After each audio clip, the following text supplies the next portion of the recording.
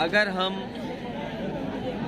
ज़मीनी हकीकत को देखें तो महंगाई चरम सीमा पर है और बेरोजगारी चरम सीमा पर, और न्याय की उम्मीद करना भूल जाइए। मुझे अभी पता लगा है कि पार्टी के पूर्व विधायक दीपक यादव, उनके घर को कुर्की कर दी गया है, कुर्क कर दिया गया है।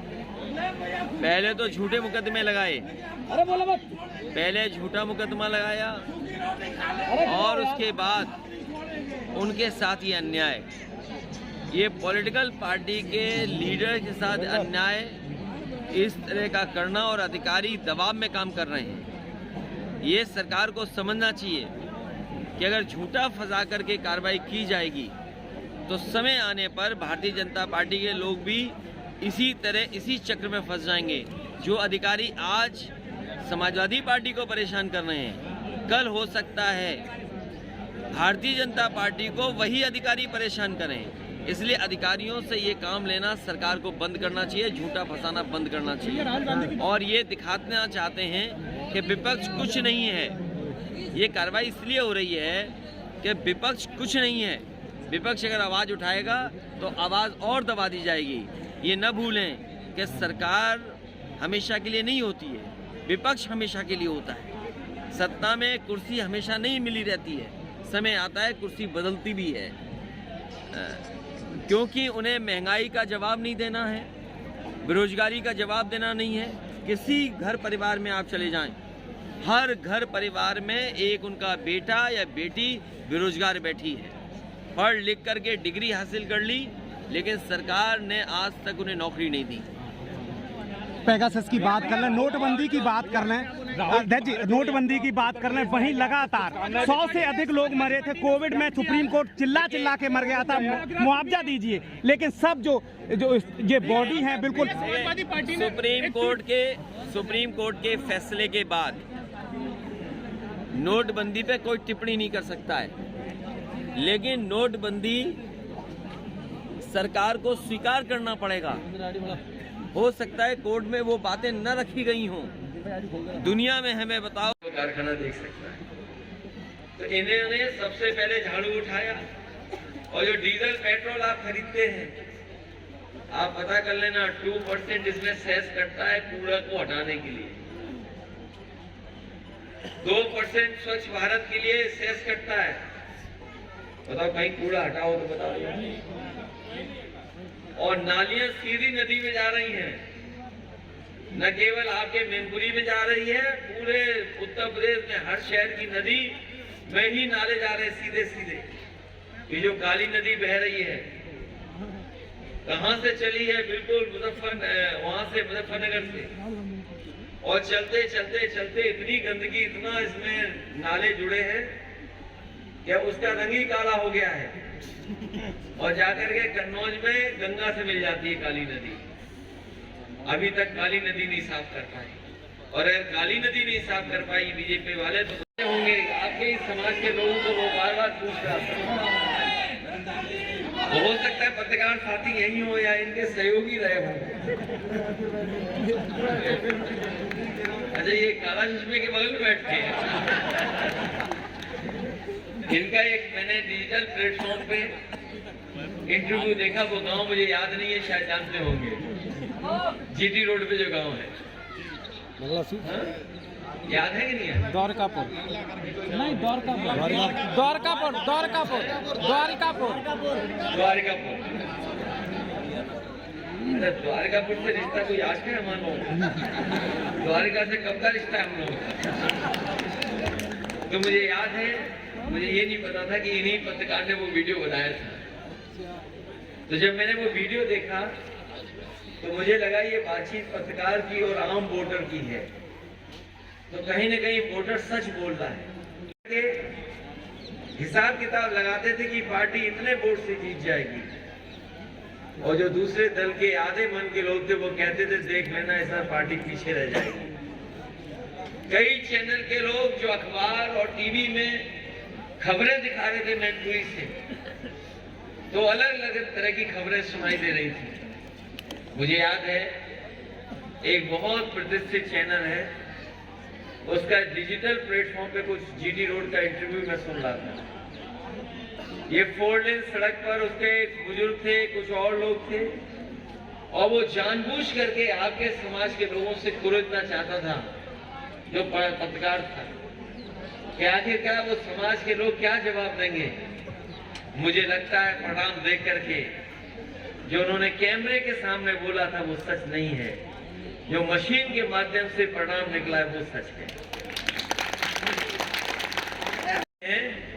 कि जहां जहां भारतीय जनता पार्टी के लोग चुन करके बैठे थे वहीं डेंगू सबसे ज्यादा हुआ। ये जो डेंगू की खबरें आ रही थी, हमारे पत्रकार साथियों जानकारी करना, जहां मेयर बीजेपी के थे वहां डेंगू ज्यादा हो रहा था, जहां नगर पालिका के अध्यक्ष बीजेपी के थे वहां डेंगू ज्यादा हो रहा था। वो इसलिए डेंगू हो रहा था कि मच्छर भगा नहीं पाए और नाली अभी तक ठीक नहीं कर पाए। और कूड़े के लिए आपको याद होगा, वो बात आप मत भूलना कि कूड़े को हटाने के लिए देश के प्रधानमंत्री जी ने झाड़ू उठाया था। बताओ कितने साल पहले झाड़ू उठाया था? 9 साल। क्या कूड़ा खत्म हो गया अभी? पिछली बार रात को मैं निकला था आपका कार्यक्रम करके, तो यही मैनपुरी कस्बे के किनारे कुछ लोगों ने मुझे रोक करके कहा, उन्होंने रोक करके कहा कि यहाँ पर सब मैनपुरी का कूड़ा फेंका जा रहा है। तो नहीं साफ कर पाए। न केवल मैनपुरी बल्कि पूरे प्रदेश में कहीं भी भारतीय जनता पार्टी की सरकार कूड़े का, मुझे याद है मैंने सदन में भी एक बार कहा कि लखनऊ में जब पूर्व प्रधानमंत्री जी लोकसभा के सांसद थे, देश में वो प्रधानमंत्री थे, तो कूड़े से बिजली बनाने का उन्होंने कारखाना लगाया था। वो कारखाना बनकर के तैयार हो गया, वहां कूड़ा भेज दिया गया, लेकिन बिजली नहीं बनी थी वहां पर। और एक पत्रकार साथी जब उस इंजीनियर से पूछने गए कि ये बताइए कि ये जो कूड़े से बिजली बनाने वाले कारखाने में बिजली कितनी बनी है, उसने कहा ये बिजली नहीं बन पाई है और बिजली नहीं बन सकती है। पत्रकार ने फिर सवाल इंजीनियर से पूछा कि ये बताइए कि ये कूड़े से बिजली क्यों नहीं बन पा रही है, तो इंजीनियर ने जवाब दिया कि इस कूड़े की गुणवत्ता नहीं ठीक है इसलिए बिजली नहीं बन पा रही। बताओ, कूड़े की भी गुणवत्ता ढूंढ रही थी भारतीय जनता पार्टी। इसलिए नहीं है कि हम किसी को आगे बढ़ा करके किसी को पीछे करना चाहते हैं। ये आरक्षण की व्यवस्था बाबा साहब भीमराव अम्बेडकर जी ने इसलिए दिए संविधान में कि जो लोग पीछे छूट गए उनको कम से कम बराबर कहा जाए, उन्हें भी सम्मान देकर के बराबर तक पहुंचाया जाए। और जो लोग अखबार पढ़ते होंगे, जो आसपास देखते होंगे, ये सरकार प्रयास कर रही है कि बाबा साहब भीमराव अम्बेडकर जी का दिया हुआ अधिकार, जो दिया हुआ हक को छीनने की साजिश चल रही है। अभी निकाय के चुनाव होने थे, लेकिन जानबूझ करके सरकार ने गलत एफिडेविट लगाई थी और उसका परिणाम ये हुआ है कि अभी चुनाव के लिए समय लगेगा। अभी जब कोर्ट फैसला दे देगा तभी चुनाव होगा। ये सरकार जानती थी, क्योंकि समय समय पर सुप्रीम कोर्ट ने निर्देश दिए, सुप्रीम कोर्ट के जजमेंट्स आए, उनको बिना अन्याय किसी के साथ, क्योंकि अगर हम लोग भेदभाव और अन्याय मिटा देंगे, अगर कहीं कोई किसी तरह की बात होगी, अगर हम लोग तक पहुंच जाएगी, तो कभी भी किसी व्यक्ति के साथ अन्याय नहीं हो सकता। ये मैं आपको आज भरोसा दिलाना चाहता हूं। लड़ाई बहुत बड़ी है, लड़ाई बहुत लंबी है। ये जो लड़ाई राजनीति में चल रही है, तो ये आज की लड़ाई नहीं है। आपने बहुत नेताओं को सुना होगा, सब लोग परिवर्तन चाहते थे, सामाजिक परिवर्तन, और उसके लिए समय समय पर आंदोलन हुए, समय समय पर नारे दिए गए। जिस समय शुरुआत हुई थी, हो सकता है आपके लोग राजनीति में वहां न पहुंचे हों, उस ऊंचाई तक न पहुंचे हों, लेकिन अभी हमारे वक्ता और अभिलाष सिंह जी जो कह रहे थे कि आरक्षण छीना जाए तो यही यमुना, यही चंबल जाकर के, चंबल मिल जाती है इटावा में और यमुना मिल जाती जाकर के प्रयाग में। और आप पूरे शहरों की गंदगी पता कर लो, इन्हीं नदियों में जा रही है। हजारों करोड़ रुपया आया है गंगा के नाम, हजारों करोड़ आया नदियों को साफ करने के लिए, लेकिन अभी तक नदी कोई साफ नहीं हो पाई है। ये बात मैं इसलिए बता रहा हूं क्योंकि इसी डर से भारतीय जनता पार्टी ने निकाय के चुनाव आगे टाल दिए हैं। अगर इन्होंने नालियां साफ की होती, कूड़ा हटाया होता, ट्रैफिक ठीक किया होता, तो शायद ये चुनाव समय पर करा देते। इसलिए इस मौके पर जहां मैं आपको भरोसा दिलाता हूं कि राजनीति में अगर हमें आगे बढ़ाना पड़ेगा तो आप लोगों को आगे बढ़ाने का काम भी हम समाजवादी लोग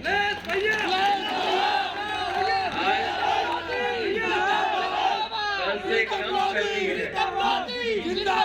कल तो सूरज भी नहीं निकल पाया, अच्छा दिन आज है और हम लोग एक साथ मिलकर के काम करेंगे। आने वाले समय में भी हमारे और आपके दिन अच्छे होंगे। जिन्होंने अच्छे दिन का वादा किया था उन्होंने हमें महंगाई और बेरोजगारी दी। बेरोजगारी और महंगाई किस सीमा पर पहुंच गई है सोचिए। और जिन लोगों ने ये कहा था 2022 तक किसानों की आय दोगुनी हो जाएगी, बताओ 2022 खत्म हो गया कि नहीं हो गया? ये इन्होंने ही तो कहा था कि 2022 तक हम आय दोगुनी कर देंगे और सबके मकान बन जाएंगे और बुलेट ट्रेन आ जाएगी। कहीं आपने बुलेट, कुछ ऐसी भी बातें उस चैनल में आई थी जो मुझे लगता था कि कहीं ये बात अगर फैलेगी तो हो सकता है हमारी पार्टी का नुकसान हो।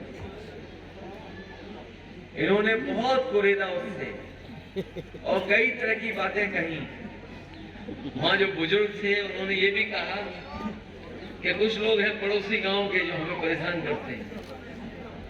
मुझे लगा ये सच है, लेकिन हमारे पत्रकार साथी भी जानते होंगे, इतना बड़ा रिजल्ट देखने के बाद मैं ये कह नहीं सकता हूं कि किसने वोट नहीं दिया। पहली बार ऐसा हुआ है मैनपुरी की जनता ने सब कुछ भुला करके समाजवादी पार्टी की मदद की। इसलिए मैं आपको भरोसा दिलाना चाहता हूँ,